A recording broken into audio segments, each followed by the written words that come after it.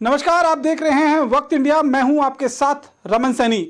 आइए आज दिन भर की बड़ी खबरों पर डालते हैं एक नजर।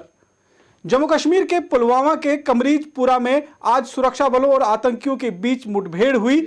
यह मुठभेड़ रात 2:30 बजे शुरू हुई, जिसमें हिजबुल मुजाहिदीन का टॉप कमांडर आजाद लहलरी मारा गया।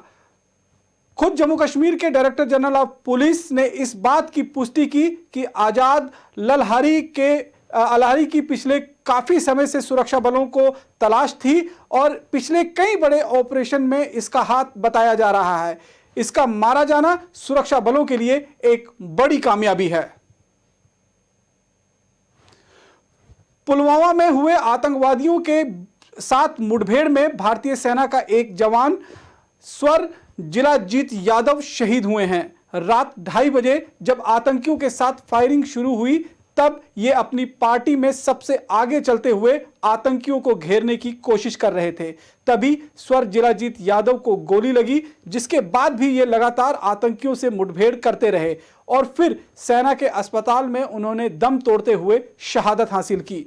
स्वर जिलाजीत यादव यूपी के जौनपुर जिले के डिस्ट्रिक्ट के रहने वाले हैं और 25 वर्षीय सरोवर जिलाजीत ने 2014 में सेना का दामन थामा था। हाल ही में उनकी शादी हुई थी और उनके परिवार में उनकी पत्नी और माता पिता के साथ भाई भी हैं।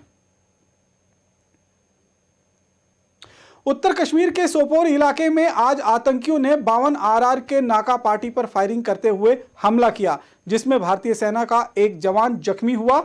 आतंकियों की तरफ से यह हमला श्रीनगर बारामूला नेशनल हाईवे के पास त्रुंगुंड क्रॉसिंग के पास पर हुआ है। आतंकियों के इस हमले के बाद सुरक्षा बलों ने पूरे इलाके की घेराबंदी करते हुए बड़े पैमाने पर सर्च ऑपरेशन लॉन्च कर दिया है और आतंकियों की तलाश की जा रही है। करने के बाद घर में मकान बनाया। उसने अपने मकान का प्लास्टर करने के लिए चला गया कि मैं जाके कुछ महीने लगा के इस लॉकडाउन की वजह से, कोरोना की वजह से कुछ पैसे लेके आऊं, मजदूरी करके और अपने मकान का काम करवाऊं। सर, मेरे बच्चों की अगली और पिछली जो भी है रिकॉर्डिंग आप जो भी तहकीकात कर सकते हो, मुझे कोई फील नहीं। मेरे बच्चे अगर मिलिटेंसी खाते में मारे जाते।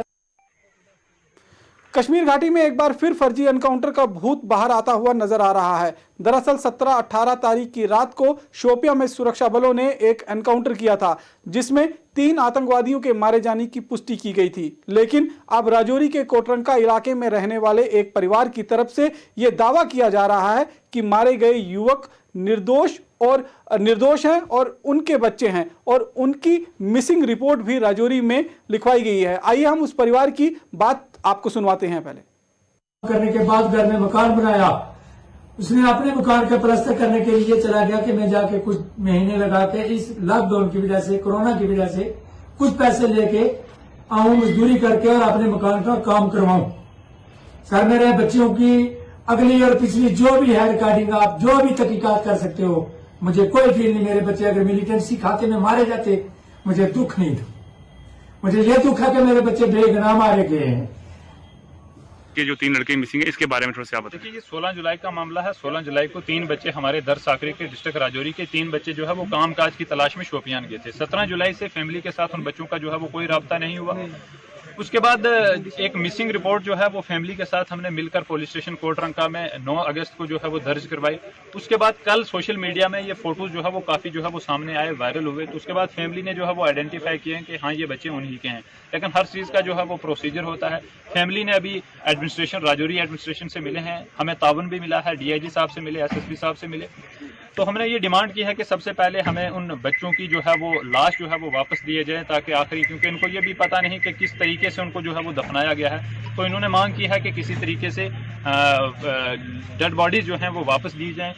अभी फैमिली जो है वो करने के बाद उत्तरी कश्मीर के बांदीपुरा इलाके में आज सुरक्षा बलों को एक और बड़ी कामयाबी हाथ लगी। सुरक्षा बलों ने 3 आतंकी सहायकों को गिरफ्तार करते हुए टेरर फंडिंग मॉड्यूल का भांडाफोड़ किया है। इनके पास से 5 लाख रुपए हार्ड कैश बरामद किए गए हैं। ये तीनों OGW अलग अलग आतंकी तंजीमों के लिए काम कर रहे थे। जांच में उन्होंने ये भी माना है कि 9 लाख रुपए इन्होंने आतंकी गतिविधियों के लिए नॉर्थ कश्मीर में इस्तेमाल किया है। पुलिस ने इन तीनों पर केस दर्ज कर आगे की जांच शुरू कर दी है। ये तीनों यहाँ पे टेरर फाइनेंसिंग मॉड्यूल जो है चला रहे थे, टेरर एक्टिविटीज़ को फंड करते थे और इनका एक स्पेसिफिक मोडस ऑपरेंडी था जिसके तहत ये काम करते थे। ये यहाँ पे जो इनके भाई पाकिस्तान में हैं उनकी यहाँ ज़मीन बेच के जो है वो पैसा यहाँ पे टेरर एक्टिविटीज़ के लिए यूज़ किया करते थे। उसमें इन तीनों से अभी तक हमने जो है 14 लाख का अकाउंट फॉर किया है, जिसमें से 5 लाख की रिकवरी हुई है और बाकी पैसे उन्होंने अब तक ऐसी दहशतगर्दी की एक्टिविटीज़ को बढ़ावा देने के काम में अंजाम लाए हैं, तो उनका अभी हम तफ्तीश कर रहे हैं। जैसे मैंने बताया कि जिनका यहाँ से भाई पार है उसका जो यहाँ पे प्रॉपर्टी में शेयर आता है उसको ये सेल आउट करके वो पैसा जो है ये टेरर एक्टिविटीज़ में यूज़ करते थे। उसमें चाहे हथियार लाने का हो, चाहे अदर आर्म्स एंड एम्युनिशंस लाने का हो, या उनको लॉजिस्टिक सपोर्ट प्रोवाइड करने का हो, या इवन जो इनके रिक्रूटर्स हैं, जो मोटिवेटर, जो इनके स्पेसिफिक पर्सन्स हैं, उनकी पेमेंट की बात हो, ये काफ़ी तरीके से इसको दहशतगर्दी को बढ़ावा देने के लिए इस पैसे को अभी तक हमें नॉर्थ कश्मीर का पता चला है। जैसे मैंने बताया कि ये एक इसमें कुपवाड़ा का है, एक सोपोर का है और एक यहाँ का है। तो ये नॉर्थ कश्मीर के 3 डिस्ट्रिक्ट अभी तक हमारी नज़र में आए हैं और इन्हीं 3 डिस्ट्रिक्टों का फिलहाल हम कह सकते हैं। बाकी अभी इन्वेस्टिगेशन ऑन है और इनसे आगे जो भी फर्दर लीड मिलेगी। जम्मू कश्मीर के डायरेक्टर जनरल ऑफ पुलिस ने हाल ही में एक बयान दिया था कि जम्मू कश्मीर में अब आतंकियों के जिंदा रहने की मियाद जो है वो महज 9 महीने ही रह गई है। जो भी आतंकी कश्मीर घाटी में पहुंचेगा वो महज 9 महीने के बीच ही या तो आतंकी पकड़ा जाएगा या सुरक्षा बलों के हाथ मारा जाएगा। इसके चलते ही आज जम्मू कश्मीर पुलिस ने शोपियां के हाजिन इलाके से लश्कर-ए-तोयबा के एक आतंकी को गिरफ्तार किया है, जिसकी पहचान आतिफ अहमद राथर, जो कि शाहीपुरा कालगुंड हंडवारा का रहने वाला है, और आकिब ने 27 जून 2020 को लश्कर-ए-तोयबा का दामन थामा था और महज 1.5 महीने के भीतर ही सुरक्षा बलों ने इसे जो शोपियां के इलाके से धर दबोचा है।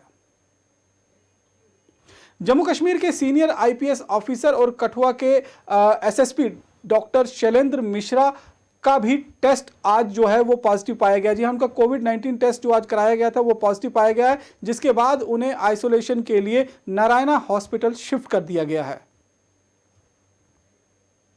देश भर के साथ साथ जम्मू कश्मीर में भी आज कृष्ण जन्माष्टमी बड़ी धूमधाम के साथ मनाया जा रहा है। जम्मू कश्मीर के सभी प्रसिद्ध मंदिरों को सजाया गया है और वहां भगवान कृष्ण के बाल रूप की झांकियां स्थापित की गई हैं। सुबह से ही मंदिरों में भजन और कीर्तन चल रहा है और इस मौके पर कोविड-19 को देखते हुए सोशल डिस्टेंसिंग का खास ख्याल रखा जा रहा है।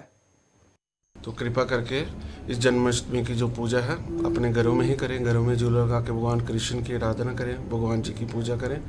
शुक्र रहा भगवान जी ने चाहा, माँ ने चाहा तो अगले साल हम बहुत अच्छी तरह से फिर से धूमधाम से संगत आएगी, हज़ारों के तादाद में भक्तजन आएंगे, उसी तरह हम जन्माष्टमी करेंगे।